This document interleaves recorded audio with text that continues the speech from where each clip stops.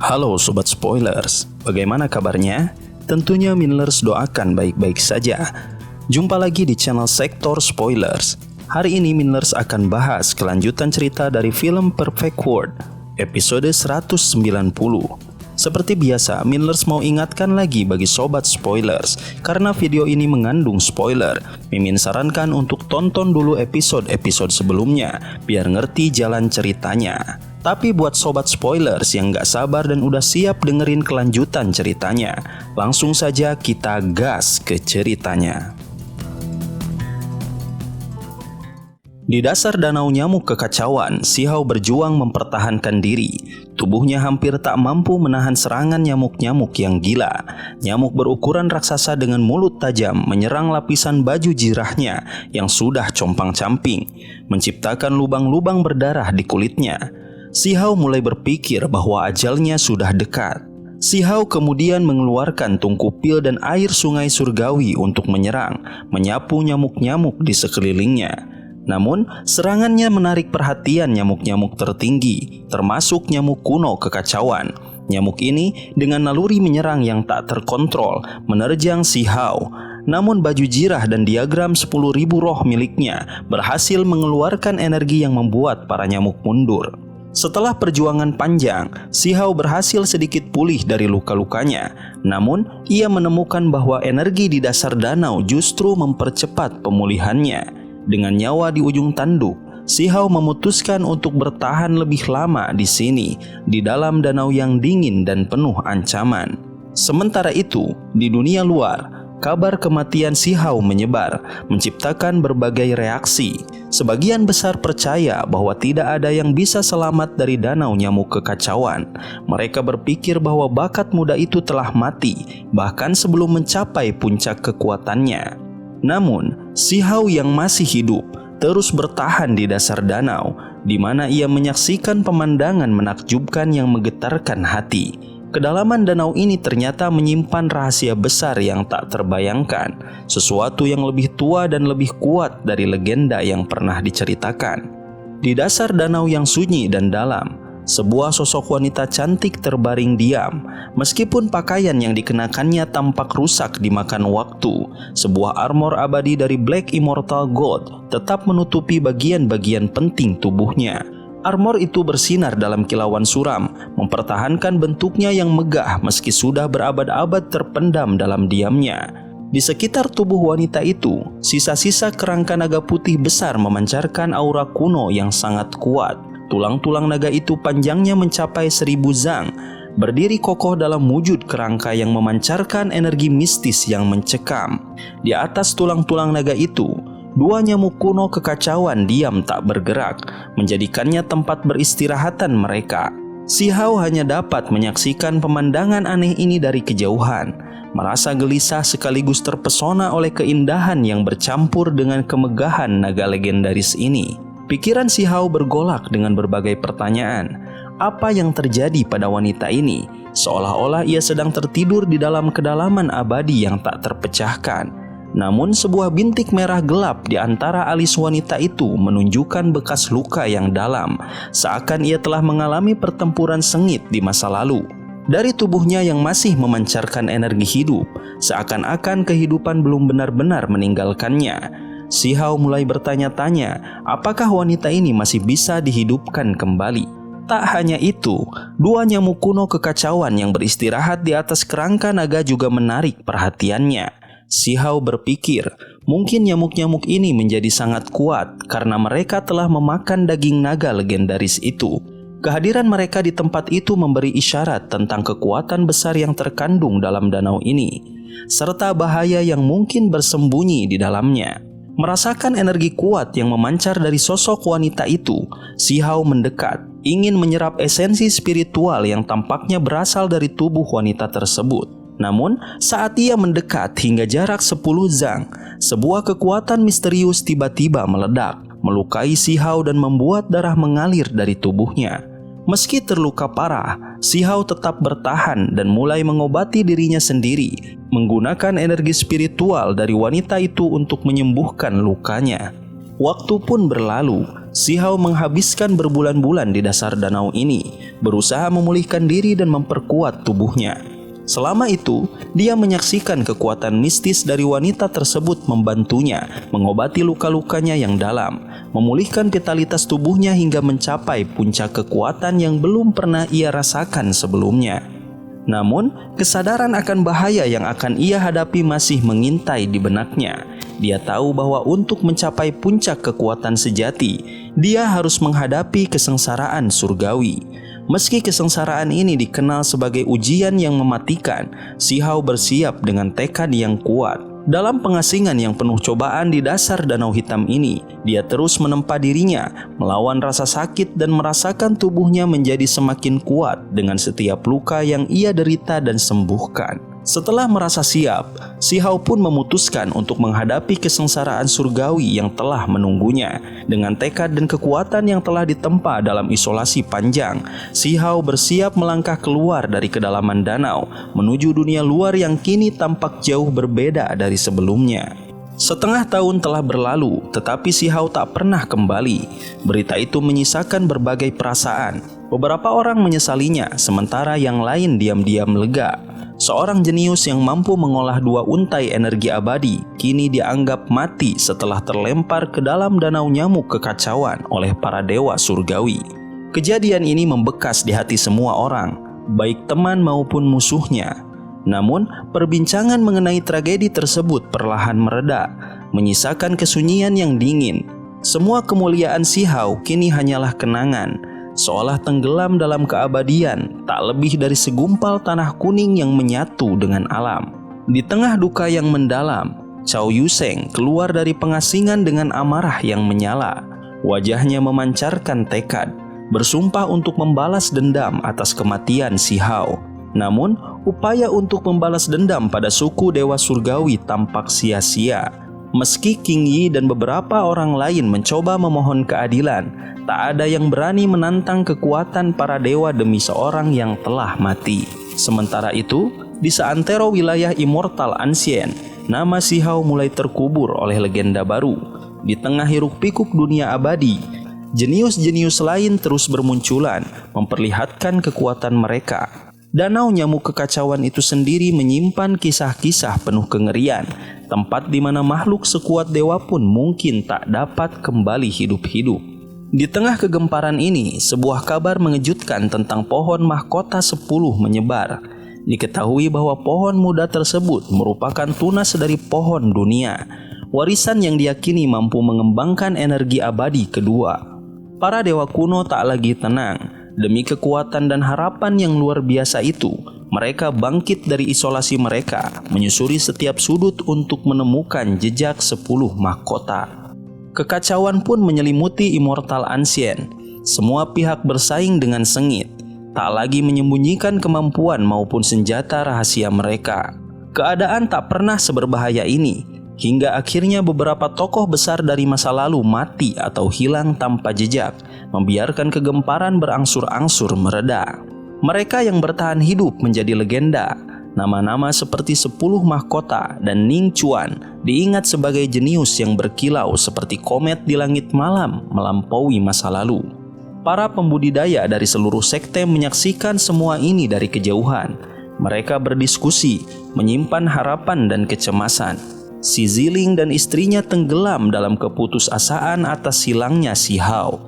Sementara sekte-sekte besar seperti klan surgawi dan istana abadi hanya mengejek, menganggap kematian Si Hao sebagai suatu pembebasan. Bagi mereka, Si Hao hanyalah ancaman yang kini telah sirna. Namun, ketika dunia abadi mulai melupakannya, Si Hao yang dikira telah mati muncul dari danau hitam itu. Tubuhnya yang tertutup energi abadi bersinar dalam gelap, mengawasi sekelilingnya. Beberapa bulan lalu, hidupnya penuh ketegangan, dikejar maut dan terluka parah. Setiap hari adalah perjuangan, bahkan melawan nyamuk yang tajam dan menyiksa tubuhnya. Namun kini, kelegaan itu datang. Ia dapat beristirahat tanpa rasa takut. Tubuhnya bersinar dengan energi baru. Seluruh pori-porinya memancarkan cahaya warna-warni, sebuah tanda bahwa kekuatan sihirnya telah kembali. Tidak jauh dari sana, orang-orang tertegun melihat sosoknya. Desas-desus tentang kemunculannya kembali yang terdengar mustahil ternyata benar. Mereka terpaku mengingat bagaimana tak seorang pun pernah kembali hidup-hidup dari danau nyamuk kekacauan. Beberapa dari mereka bahkan terdiam karena heran. Mereka tak percaya bahwa si Hao yang dijuluki sebagai Raja Iblis benar-benar masih hidup. Namun si Hao hanya duduk dengan tenang, menggosok perutnya yang kenyang, sedikit malas menanggapi kerumunan yang mendekat. Di hadapannya muncul makhluk-makhluk yang dulu mengejarnya tanpa ampun. Kera kuno emas, naga bertanduk, dan lainnya. Meskipun mereka kuat, mereka bukanlah yang tertinggi di alam dewa sejati.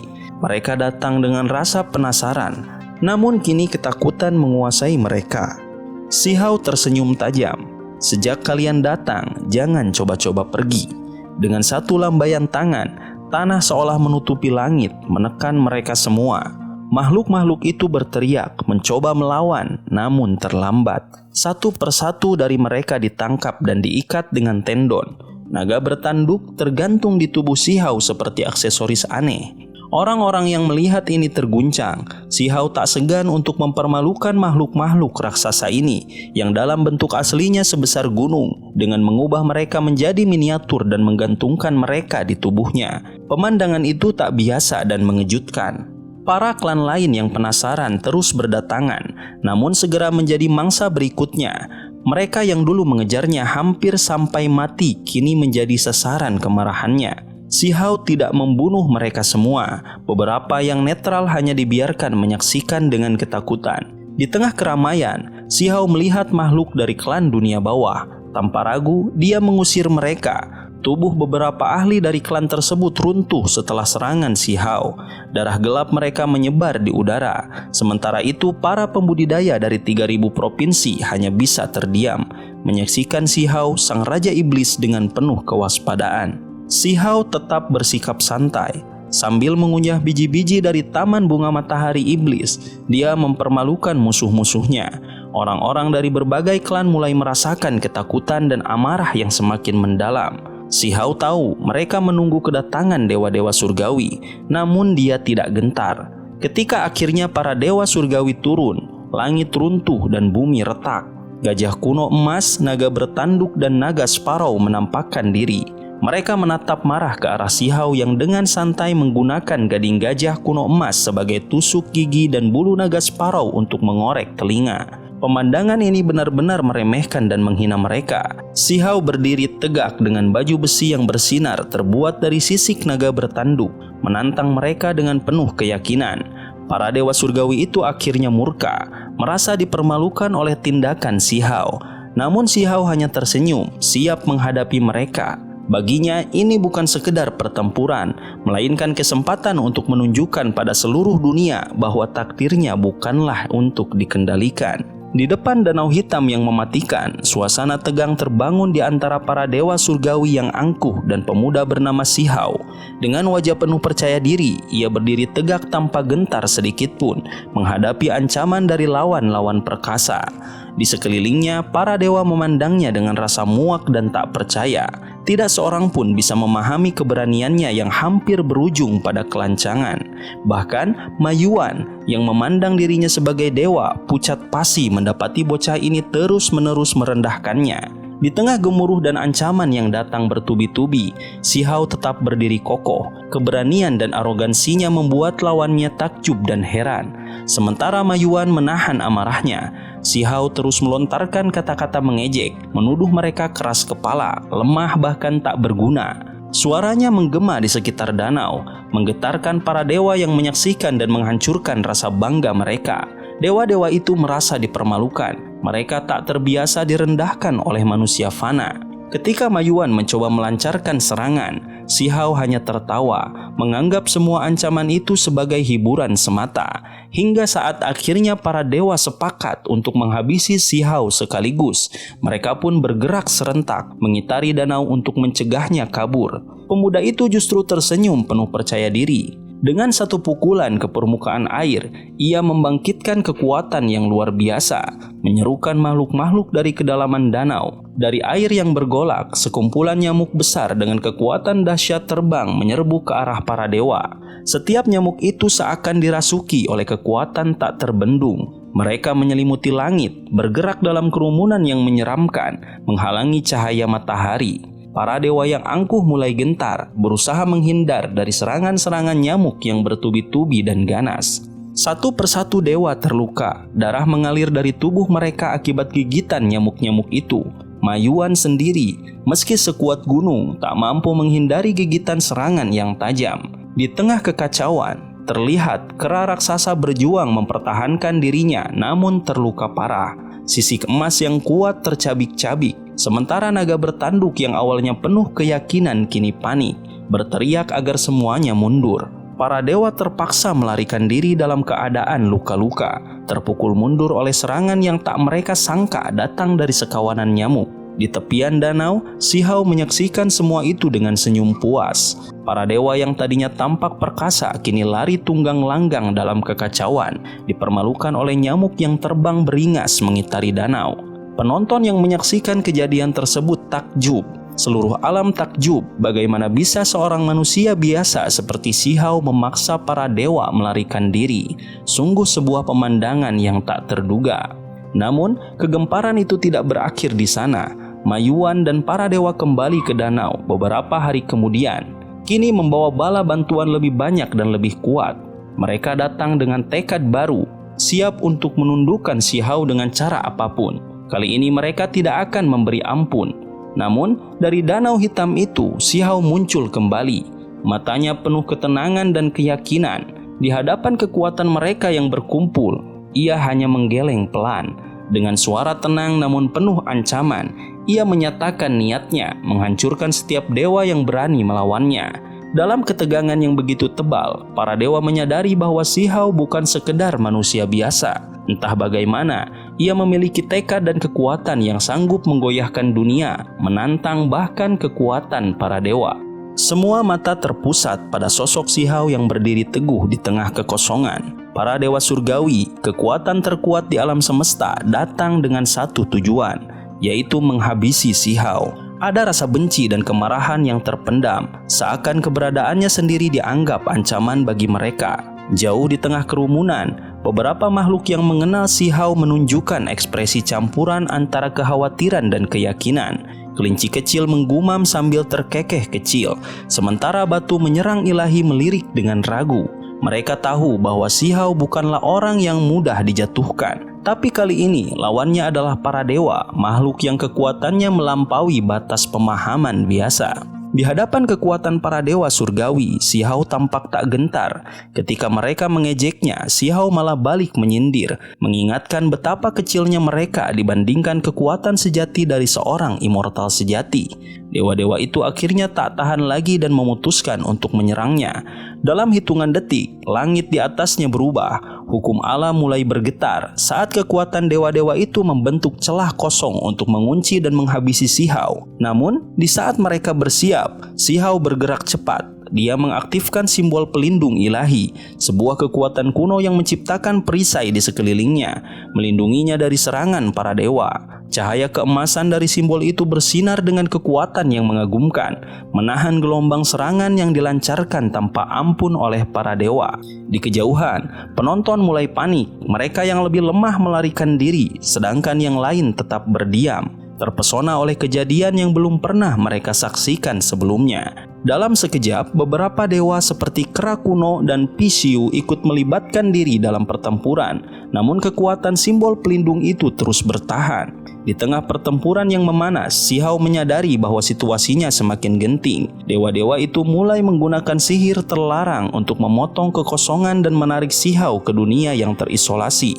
Mereka ingin menyegelnya tanpa ampun, menjebaknya tanpa jalan keluar. Namun di momen kritis itu, Sihau tidak tinggal diam. Dia memutuskan untuk melakukan sesuatu yang lebih berani.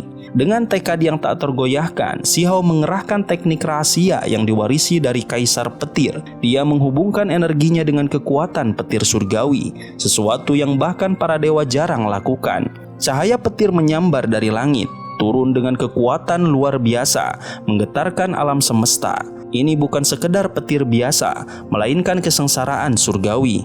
Penghakiman ilahi yang diturunkan dari langit menghakimi mereka yang dianggap menentang kehendak alam semesta. Dewa-dewa itu terkejut. Petir kesengsaraan menghujani mereka, membawa serta kutukan dahsyat yang tak terelakkan. Dalam sekejap, tubuh mereka mulai membusuk, daging mereka hancur, dan kutukan itu meresap ke tulang. Teriakan kesakitan bergema, satu persatu dewa surga merasakan kekuatan kutukan yang mengerikan merusak tubuh mereka. Para penonton dari 3.000 provinsi yang mengamati dari jauh tidak percaya pada apa yang mereka lihat. Shihao, seorang pembudidaya yang dianggap remeh, kini berdiri menantang para dewa surgawi, mengubah kutukan dan petir menjadi senjata. Bahkan dari mereka yang menyaksikan tercengang, bahkan beberapa mereka seperti ditampar oleh kenyataan yang baru ini. Di bawah cahaya petir, Shihao berdiri dengan kekuatan yang tak terbendung, menggunakan kesengsaraan surgawi sebagai jalan menuju kemenangan. Para dewa terpaksa mundur, sebagian besar tubuh mereka telah hancur.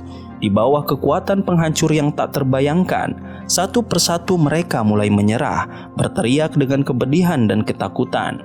Mereka tahu, mereka bukanlah lawan bagi seorang seperti Shihao yang kini telah menjadi penantang takdir, berani menghadapi para dewa surgawi dan bahkan melawan hukum alam itu sendiri. Sobat Spoilers, itulah spoiler untuk episode 190 dari film Donghua Perfect World. Tentunya spoiler episode ini tidak akan sama persis dengan episode sesungguhnya. Maka dari itu, jika ada kesalahan dalam kata ataupun istilah, serta kekurangan atau kelebihan durasi, harap dimaklumi. Dan jangan lupa untuk mendukung channel ini lebih berkembang dengan cara like, share, dan subscribe supaya kalian gak ketinggalan update terbaru dari channel ini. Terima kasih banyak udah nonton sampai akhir. Kritik dan saran positifnya silahkan di komentar. Sampai ketemu lagi di video berikutnya. Tetap semangat dan sampai jumpa.